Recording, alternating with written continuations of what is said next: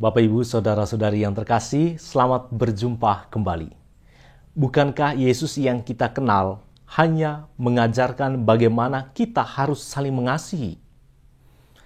Mengapa dalam Injil pada hari ini, Yesus justru mengajak kita untuk berani membenci?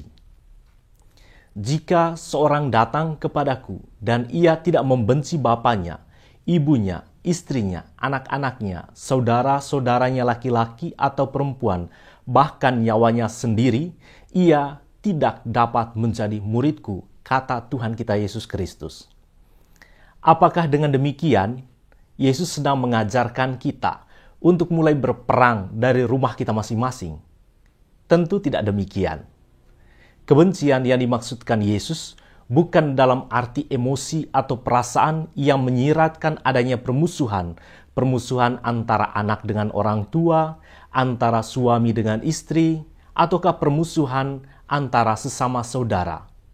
Tidak seperti itu. Tetapi kebencian yang dimaksudkan Yesus lebih pada sikap atau cara bertindak untuk mengasihi Yesus lebih dari segala sesuatu, termasuk melampaui kasih kita kepada keluarga, kepada harta, bahkan kepada diri kita sendiri. Secara sederhana, Yesus sebenarnya sedang mengajarkan sekurang-kurangnya ada dua hal.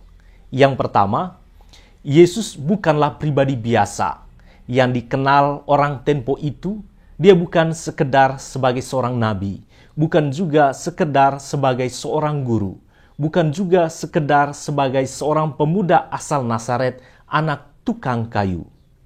Tetapi jauh di dalam identitas kemanusiaan Yesus masih ada identitas kealahan Kristus. Dan sebagaimana yang tertulis dalam 10 perintah Allah, khususnya perintah Allah yang pertama, di mana Allah mengajak Anda dan juga mengajak saya untuk mengasihinya melampaui segala sesuatu. Atau saat pencobaan di padang gurun, Yesus secara tegas mengatakan kepada iblis, juga kepada Anda dan juga kepada saya, ada tertulis, engkau harus menyembah Tuhan Allahmu dan hanya kepada Dia sajalah engkau berbakti. Ketika Yesus secara radikal mengajak Anda dan juga mengajak saya untuk mengutamakan Dia daripada keluarga, harta, bahkan nyawa kita sendiri, Yesus sebenarnya menegaskan kealahannya. Dan yang kedua, hanya dengan menempatkan Allah sebagai yang pertama dan sebagai yang utama, kita dapat mengasihi keluarga tanpa kenal lelah.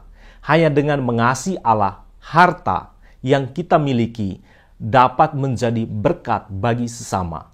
Hanya dengan mengasihi Allah, diri kita juga menjadi tanda berkat bagi sesama. Pada titik ini, kita mengakui secara jujur bahwa kita tidak akan bisa mengasihi dunia sambil membelakangi surga. Kita juga tidak akan bisa mengasihi sesama sambil mengambil jarak dari kasih Allah. Kasih bukan milik kita. Kalau Tuhan tidak menganugerahkan kasih itu kepada Anda dan juga kepada saya, kasih itu milik Allah.